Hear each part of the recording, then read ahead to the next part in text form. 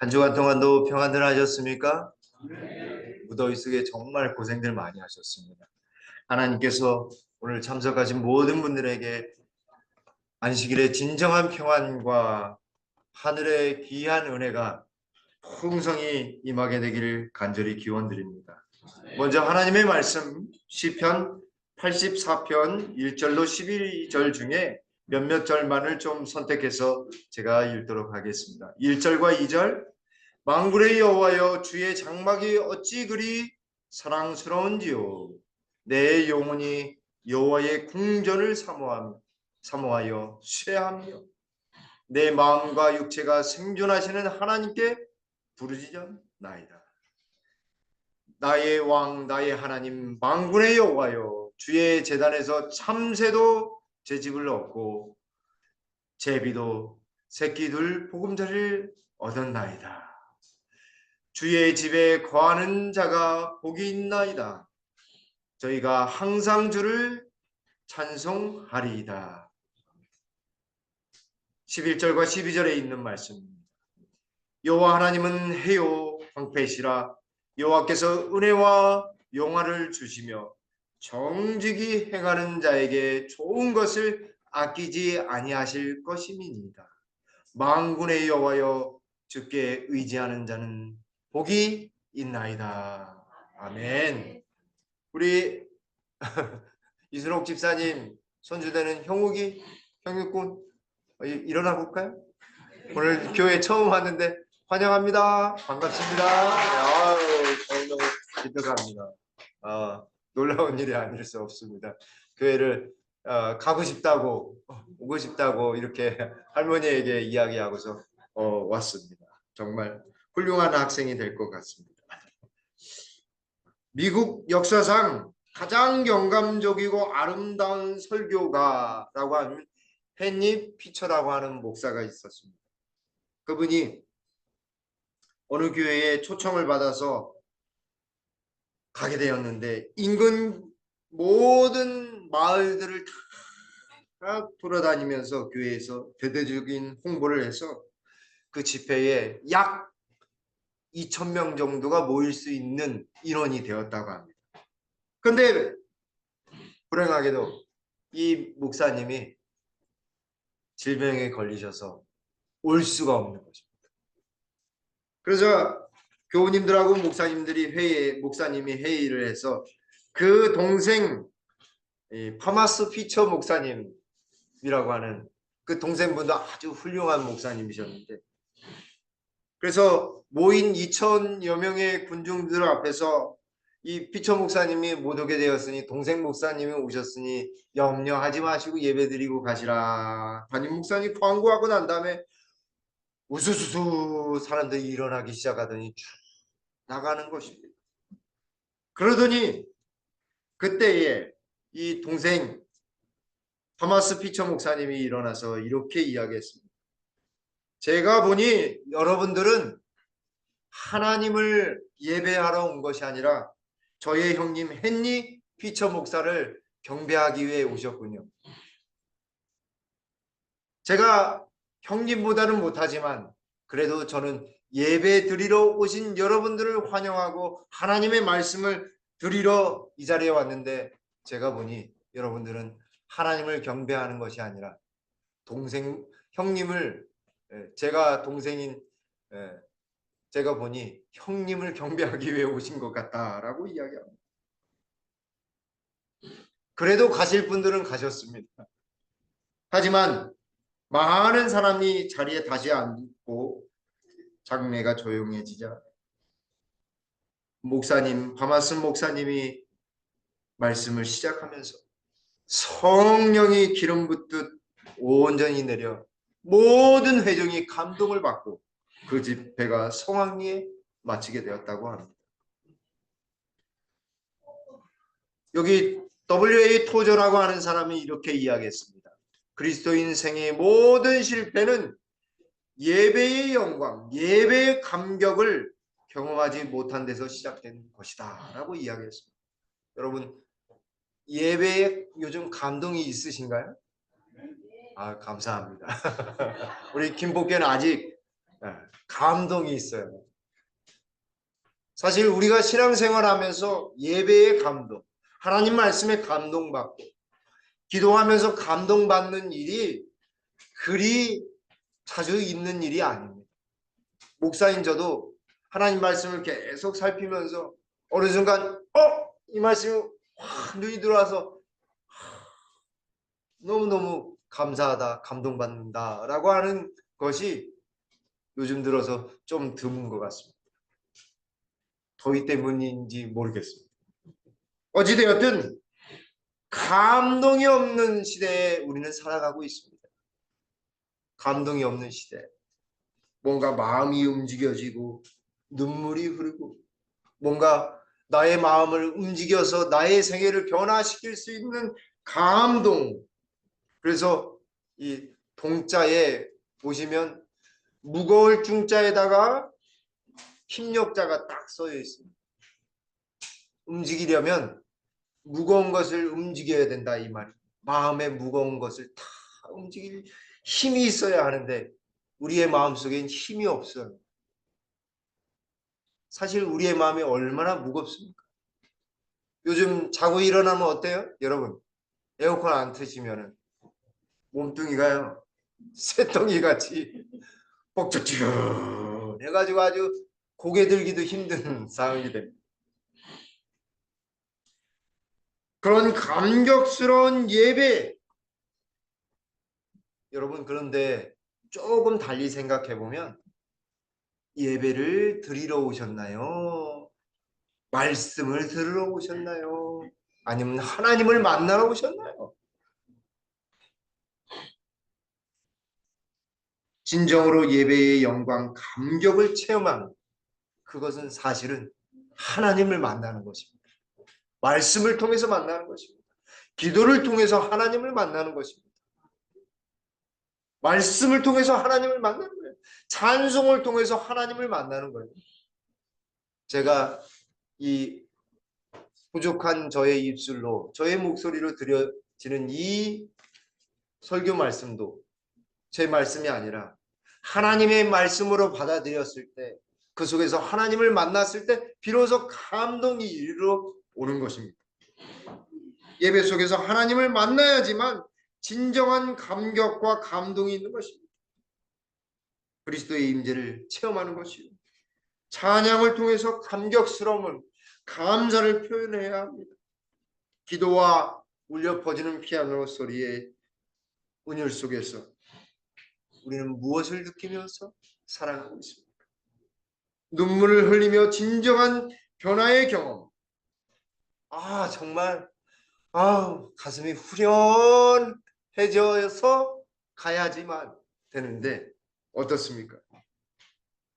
졸음도 몰려오고 날씨도 덥고 함께 모여서 예배드리는 것이 요즘은 정말 부담스러운 그 자체일 수도 있습니다. 그러나 여러분 여기 84편은 성전을 사모하는 사람의 시입니다. 고라 자손의 시라고 하는데 어느 학자는 이 84편에서 누구의 음성을 듣냐면 다윗의 음성을 듣는 것입니다. 다윗이 하나님 성전을 사모하는 것입니다. 특별히 압살롬의 반란 그 아주 잘생기고 늠름하고 키도 훤칠한 이 사울 왕만큼 아주 훤칠했던 것 같아요. 근데 아버지 다윗을 배반한 것입니다. 그때 다윗이 어디를 바라봤어요? 성전을 바라본 것입니다. 하나님을 바라본 것입니다. 아직 성전은 지어지지 않았지만 하나님의 성전을 바라보면서 지었다라고 하는 것입니다. 왜 그런가? 이 84편이 60 그 앞에 있는 63편을 매우 닮았기 때문에 그렇습니다. 84편은 1절부터 4절까지는 주의 성전을 사모하는 내용이 담겨져 있습니다. 1절부터 4절. 그리고 6절부터 7절은 신앙적인 전진을 강조합니다. 그리고 8절부터 12절은 고향을 그리워하는 망향의 기도예요. 진정한 고향 어디예요? 그리스도인들의 진정한 고향은 어디예요? 하늘이에요. 하늘집. 주님의 집. 합쳐서 84편은 여호와의 전을 사모하는 고백이시에요. 하나님 성전을 사모하는 고백이시. 성전을 향한 거룩한 열정이 담겨져 있고 예배에 대한 온전한 감격을 노래하는 장면. 하나님을 찬송하며 하나님께로부터 오는 축복을 얻는 비결을 노래하는 시가 바로 84편입니다. 1절과 2절의 만군의 여호와여 주의 장막이 어찌 그리 사랑스러운지요. 내 영혼이 여호와의 궁전을 사모하며 쇠하며 내 마음과 육체가 생존하시는 하나님께 부르짖나이다. 하나님 장막, 하나님의 성전을 사모해서 그 사모하는 마음이 어때요? 몸이 어떻게 돼요? 쇠하기까지. 이게 쇠한다라고 하는 카사프라고 하는 히브리어인데 원래 얼굴이 창백해지는 것을 의미합니다. 얼굴이 언제 창백해지냐면 배탈 났을 때. 어때요? 기운이 어때요? 하나도 없이 그냥 힘이 쫙 빠져가지고 얼굴이 허해집니다. 그럼 빨리 어떻게 해야 돼요? 바늘을 따줘야 되잖아요. 기운이 다 빠진 것입니다. 기운이 안 통해요. 하나님 성전이 없었습니다. 그리고 쇠하며라고 했습니다. 기진맥진하는 것입니다. 제가 지난주에 한 주 비웠잖아요. 여러분 제가 없으니까 어떠셨어요? 아유 좋으셨죠 뭐. 우리 이호재 장로님이 아직 말씀 잘 전해주셨다고 은혜 많이 받았다. 저는요 기진맥진하게 되더라고요. 얼굴이 이렇게 되고 빨리 교회에 오고 싶다라고 하는 생각이 절로 들더라고요. 우리 성도님들 얼굴 좀 뵙고 싶다라고 하는 마음이 생기더라고요. 내 마음과 육체가 생존하시는 하나님께, 살아계신 하나님께 부르짖나이다. 우리가 어디를 향해 기도해야 하겠습니까? 어디를 향해 하나님께 부르짖어야 하겠습니까? 여러분, 이 84편 시편 기자는 얼굴이 창백해지고 기진맥진하도록 부르짖었습니다. 왜 부르짖었을까요? 그 배경은 이렇습니다. 하나님의 성전이 회파됐어요. 예루살렘 성이 회파되고 하나님의 성전이 완전히 부서졌어요. 그리고 백성들은 어디에 끌려갔어요? 바벨론으로 끌려갔어요. 노예로 끌려갔어요. 신앙의 자유가 없어지고 찬양에 대한 욕구가 있는데 찬양을 부를 수도 없어요. 마음 놓고 기도할 수도 예배할 수도 하나님의 집이 그리운 것입니다. 그래서 하나님의 집이 저기 있었는데 보이지 않고 머나먼 이국 땅에서 하나님의 성전을 그리워하는 것입니다. 얼마나 그리울까요? 그래서 공동번역 성경에는 이 84편 2절 말씀에 야훼의 성전 뜰 안을 그리워하여 내 영혼이 애타다가 지치옵니다 라고 했습니다. 조금 더 직접적으로 와닿죠. 하나님이 계시는 성전을 우리가 정말 사랑하고 있는가? 가장 우리가 사랑하는 것이 무엇인가? 우리가 최고로 사랑하는 것이 무엇일까요? 하나님의 성전이 되길 간절히 바랍니다. 하나님의 말씀이 그 속에 있고 하나님께 기도할 수 있는 곳이 그것이 바로 성전입니다. 사실 성전이 부서지고 그들이 포로된 것은 사실은 성전 안에 우상을 드렸기 때문에 그렇습니다. 성전 안에 우상을 드렸어요. 성전을 잘 가꾸고 하나님께 온전히 바쳤어야 되는데 하나님이 함께 하시는데 그걸 놓치고 말았어요. 그러자 하나님은 성전을 파괴하시고 종교 자유도 없애시고 그들이 포로로 잡혀가는 것입니다. 그래서 여기 3절에 나의 왕 나의 하나님 만군의 여호와여 주의 제단에서 참새도 제 집을 얻고 제비도 새끼들 보금자리를 얻었나이다. 하나님 집이여 부서졌습니다. 제단에 그 제단에서 참새도 제 집을 얻고 제비도 자기 새끼들 보금자리 둥지를 얻었는데 하나님은 어디 계십니까? 하나님의 성전, 그 성전이 회파된 것이요. 여러분 참새가 어디에 사는지 아십니까? 참새가 어디에 살까요? 네, 잘하시네요. 사람들 주변에 잘. 그래서 옛날에는 처마 밑하고 지붕 밑에 살았어요. 사람이 오면 삐질삐질 하면서 흩어지잖아요. 참새가 저희 교회 옆에 어디에 사냐면 은행나무에 살아요. 근데 거기에다가는 둥지를 지지 않아요. 어디에다 꼭 두냐면 사람 있는 건물에다가 집니다. 왜 그러냐면 나무에다가는 지면은 자기 새끼를 잡아먹을 수 있기 때문에 자기들은 연약하기 때문에 사람이 사는 곳에 짐승이 찾아오지 않잖아요. 그렇기 때문에 참새랑 제비는 나무에다 집 짓지 않고요. 사람이 사는 곳에 집을 짓습니다. 더군다나 참새는 어때요? 새 중에 가장 어때요? 작고 흔하고 한 마리 죽는다고 참새가 사라질까요? 얼마 전에도 여기 도로변에 참새가 큰 트럭에 깔려가지고 탁 이렇게 된 것을 봤는데 제가 이렇게 해서 잘 처리를 했습니다. 참새는요 너무나 흔한 새예요. 근데 그 새도 어디에다가 둥지를 틀었어요? 하나님 성전에다 둥지를 틀었는데 하나님 성전이 있어요 없어요? 이스라엘 백성들에게 없는 것입니다. 얼굴들 면목이 없는 것입니다. 여기 마태복음 10장 29절로 31절에 참새 두 마리가 한 아사리온에 팔리는 것이 아니냐라고 했어요. 두 마리가 한 아사리온이에요. 마치 이게 1,000원짜리 한 장.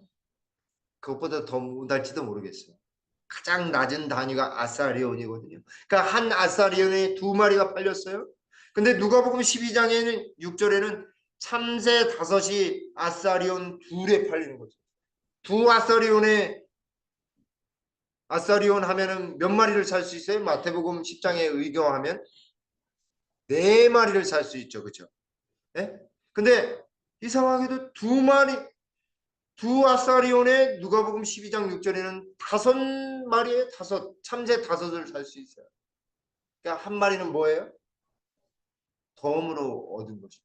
덤으로 얻었어요. 덤으로. 새도 덤으로 하나님의 성전에서 집을 짓고 사는데 우리는 어디에 팔려왔어요? 바벨론에 팔려왔어요.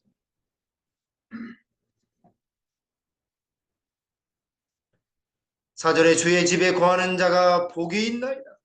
저희가 항상 주를 찬송하리이다.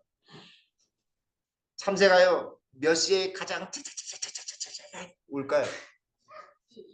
네? 몇 시에? 5시. 5시. 조금 차이는 있어요. 5시 전후는. 하여튼 5시 전후에 울기 시작하면 옆쪽 저쪽 산에서요 새들이 막 우는 거예요. 근데 그 새가 우는 이유가 뭔지 아십니까?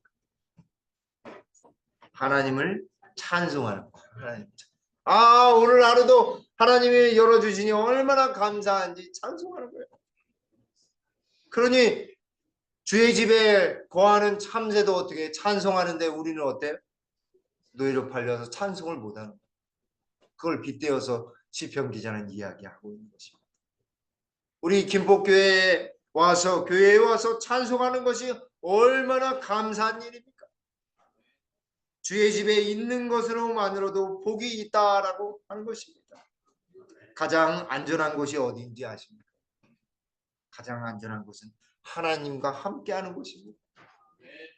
독수리 가요 기암절벽 높은 곳에 둥지를 틉니다. 왜냐하면 거기가 가장 안전하기 때문에. 비록 새끼가 떨어서 죽을지언정 적들이 와서 짐승들이 와서 그 새끼를 잡아먹을 수 없는 곳에 낳는 것입니다. 개미가 왜 땅속에 집을 짓는지 아십니까? 거기가 가장 안전하기 때문에 그렇습니다. 다람쥐가 바위 틈 나무 틈에 왜 사는지 아십니까? 다람쥐로서는 거기가 가장 안전하다라고 하나님이 알려주셨기 때문에 그렇습니다. 사랑하는 성도 여러분, 하나님이 거하시는 곳이 가장 안전함을 꼭 기억하게 되기를 간절히 바랍니다. 사단은요 여전히 우리를 어디로부터 떨궈내려고 하냐면 성전으로부터 떨궈내려고 합니다. 유혹하고 시험하고 낭망해서 아유 교회 다니지 말아야 되겠다. 자꾸 시험이 들게 하는 이유가 사단이 그걸 너무나 잘 알기 때문에 우리에게 시험을 가하는 것입니다. 사랑하는 성도 여러분 꼭 기억하십시오. 성전이 가장 안전하다는 사실입니다. 여기 4절 말씀 다시 한번 반복합니다. 주의 집에 거하는 자가 복이 있나이다. 왜 그럴까요? 왜 주의 집이 복이 있을까요? 여기 거한다라고 하는 표현은 바로 하나님이 임재하신다라는 말과 동일한 말씀. 하나님이 임재하시는 것이 가장 안전한 것입니다. 우리 속에 마음 속에 하나님의 임재가 드리워지면 어때요? 든든한 것입니다. 마음이 든든해요. 여러분 성전은 오늘날 하나님 성전은 교회일 수도 있습니다. 그리고 여러분 자신이 교회일 수 있습니다. 그리고 세 분, 두 명 이상이 모인 곳이 교회입니다. 하나님의 성전이에요. 그리고 우리 자신의 몸이 성전이에요. 그렇죠? 고린도전서 6장 19절에 너희 몸이 하나님이 거하시는 성령이 거하는 성령의 전인 줄 모르느냐라고 말씀하셨어요. 그리고 세 번째 성전 어디예요? 참성전, 하늘성전. 하늘성전. 이 세 곳에 하나님의 임재, 성령의 능력, 그리고 하늘성소에 예수님의 중보 사역이 이루어지는 것이에요. 그래서 성전을 사모해야 하는 것입니다. 우리 몸 속에 계신 성령 하나님, 그분의 임재를 꼭 경험해야 하는 것입니다.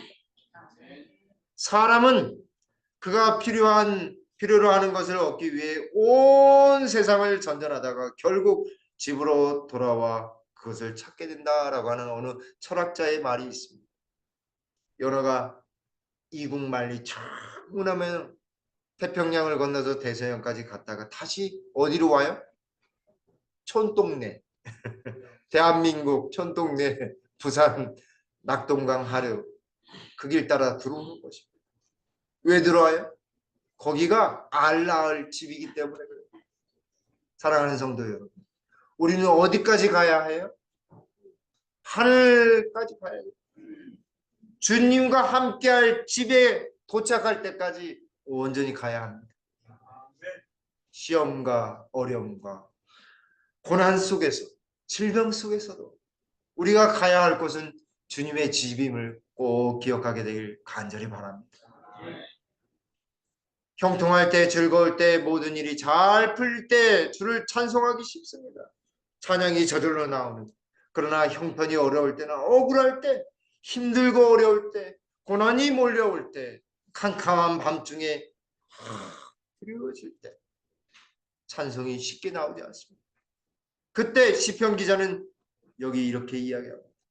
순풍에 돛달 때뿐만 아니라 역경과 폭풍 속에서 삶이 공경에 처하여 암초에 부닥쳐 배가 깨어지고 가라앉는 지경에 이를 때에도 여전히 찬송하겠다라고 고백하는 것이 바로 시편 84편의 이야기입니다.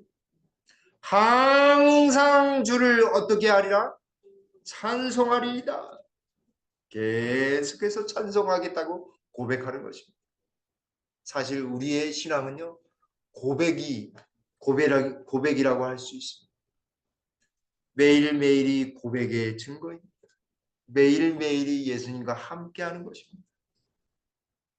결국 어디까지 가야 하냐면 시온대로까지 가야 합니다. 시온대로. 5절 주께 힘을 얻고 그 마음에 시온의 대로가 있는 자는 복이 있나이다. 시온은 솔로몬 성전이 지어지고 난 다음에 하나님의 성전이 딱 세워지고 북쪽 그 끝에 예루살렘 성전 그 끝에 하나님의 성전이 있었습니다. 그곳까지 가는 길이 시온대로였습니다. 시온대로.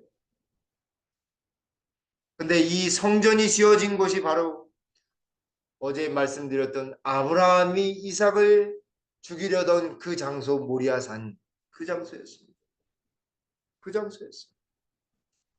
구속의 경륜이 이루어지는 곳이었습니다. 또한 다윗이 하나님께 사제의 번제를 쌓았던 오르난의 타작마당이 바로 그 성전이 지어진 그 시온 땅이었습니다. 사랑하는 성도 여러분, 우리는 하늘 시온을 가야 할 사람입니다. 주빈이가 어렸을 때 저에게 이렇게 물어봤습니다. 깜짝 놀랐었는데 뭐라고 아빠 하늘에 가면 좋아? 뭐가 좋은데? 이렇게 물어봤어요.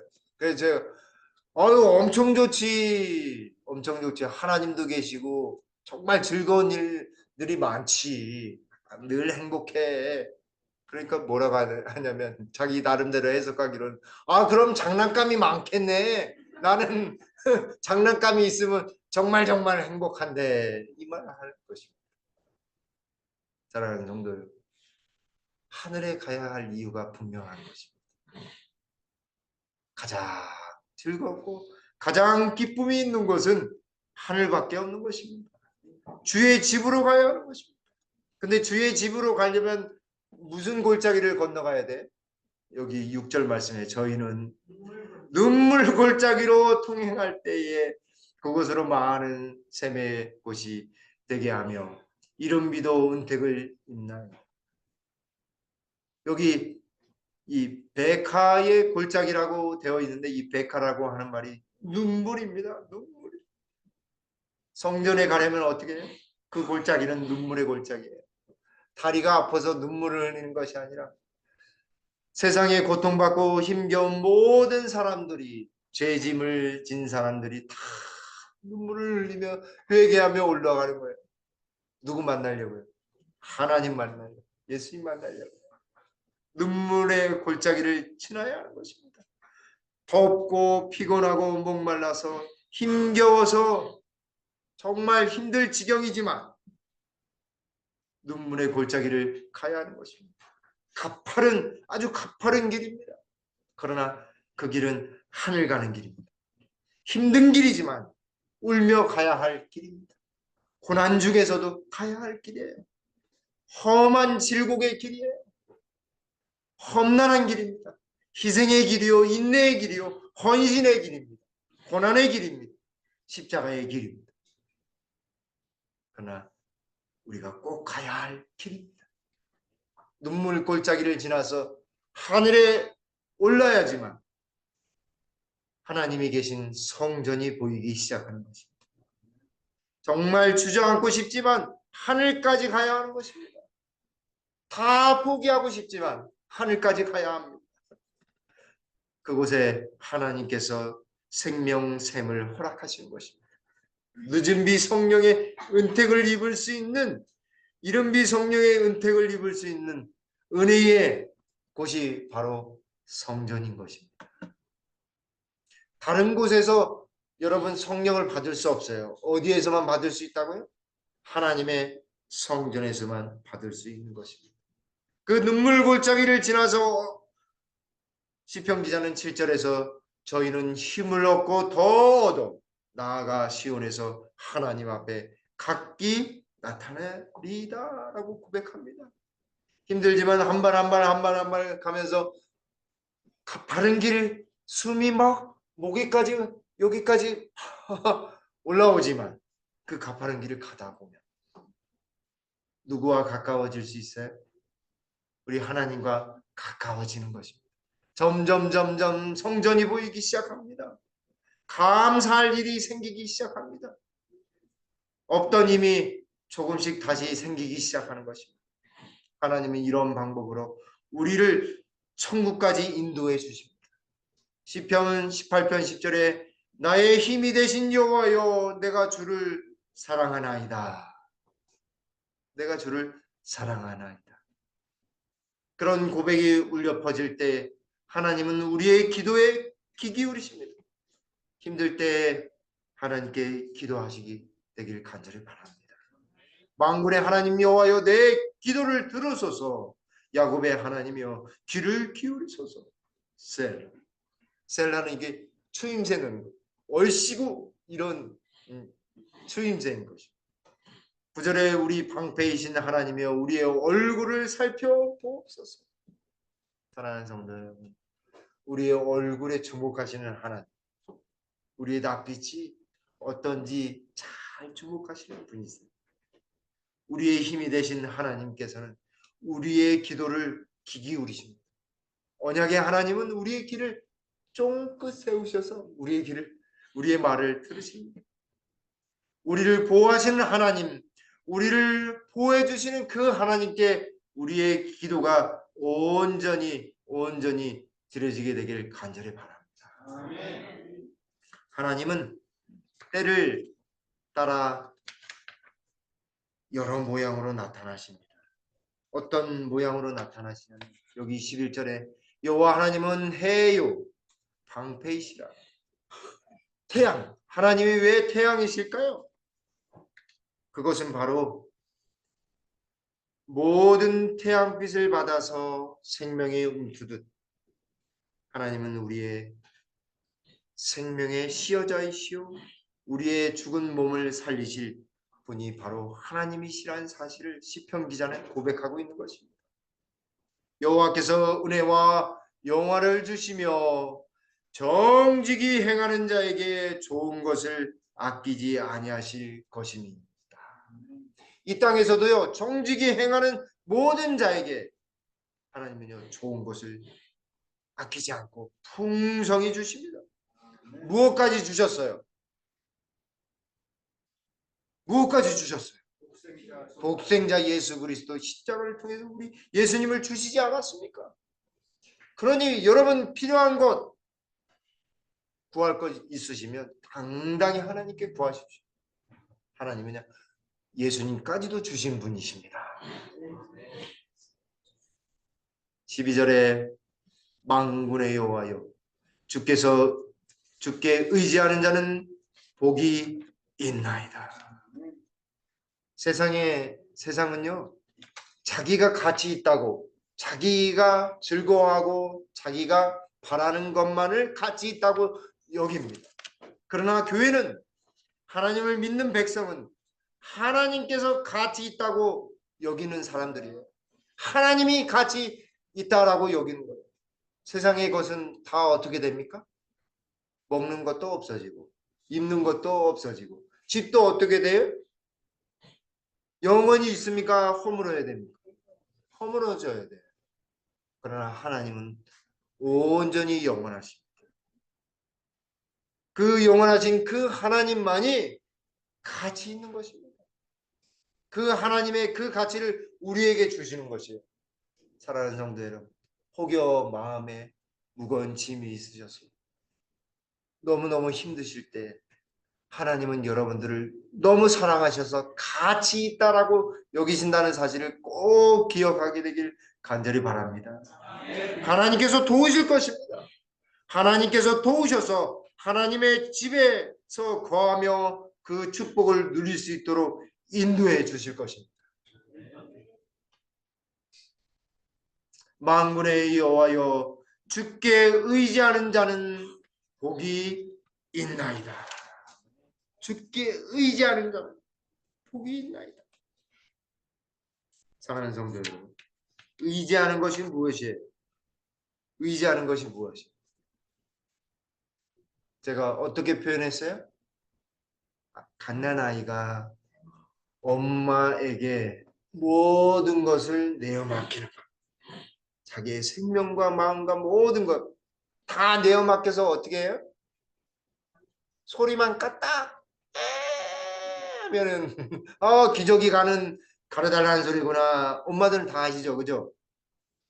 하면은 또 젖을 달라고 하는 소리구나. 다 하셨죠, 그죠? 어디가 불편한지 손가락 소리만 들어도 다 하시잖아요. 우리 하나님도 우리의 신음소리마저도 들으시고 다 하시는 것입니다. 다 하셔요. 다 하셔요. 어느 시골뜨기 한 청년이 있었어요. 그 청년은 덴마크에 아무런 연고도 없지만 덴마크 왕에게 편지를 써서 그곳에서 농업 기술을 배우려고 80년대 농업 기술을 배우려고 썼습니다. 그리고 그곳에서 왕에서 허락을 받아서 대학을 다니고 장학금을 받으면서 생활했습니다.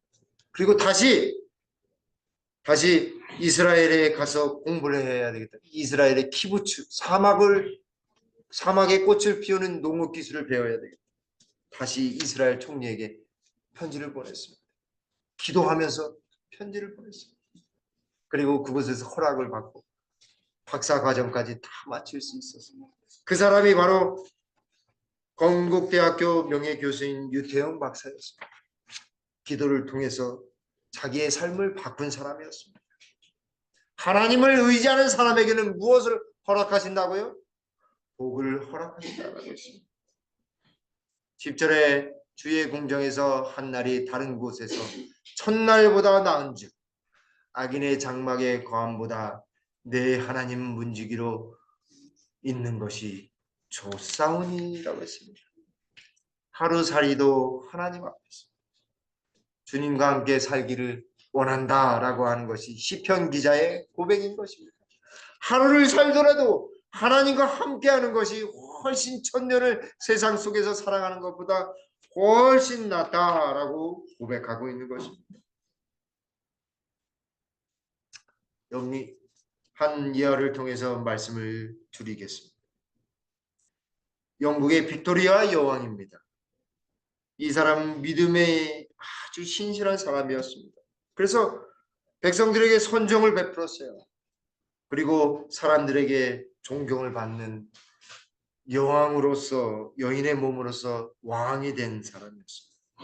종종 궁궐 바깥에 가서 서민들을 찾아다녔습니다. 그들의 희노애락을 함께 나누면서 그들의 목소리를 듣기를 원했습니다. 하루는 이 빅토리아 여왕이 한 과부를 만났습니다. 과부도 깊은 믿음을 가진 신실한 사람이었습니다. 서로 대화를 나누면서 마음이 통하는 것을 느꼈습니다. 그들과 함께 기도하면서 신앙적인 대화를 나눈 것이죠.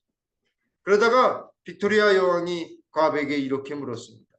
당신 생애에서 당신을 찾아와 주신 손님 가운데 가장 고귀한 분은 누구십니까? 라고 물었다고 합니다. 빅토리아 여왕은 과부의 입에서 예수님이라고 하는 소리를 듣기를 원했습니다. 그런데 뜻밖의 물론 여왕님이시죠? 라고 대답하는 것입니다. 제 삶에 있어서 여왕님이 저를 찾아주신 손님 중에 가장 고귀한 분이십니다. 고백합니다. 그러자 여왕이 이렇게 이야기했습니다. 당신에게 최고의 손님은 예수님이 아니신가요? 그러자 이 과부가 빵긋 웃으면서 여왕님, 예수님은 제 삶에 있어서 저의 손님이 아니라 저의 신앙의 삶의 주인이십니다. 예수님은 처음부터 언제나 저와 함께 하셨습니다. 예수님은 제 삶의 목적이시랍니다. 저는 지금도 예수님을 위해 살아가고 있습니다. 이렇게 고백했다고 합니다. 사랑하는 성도 여러분,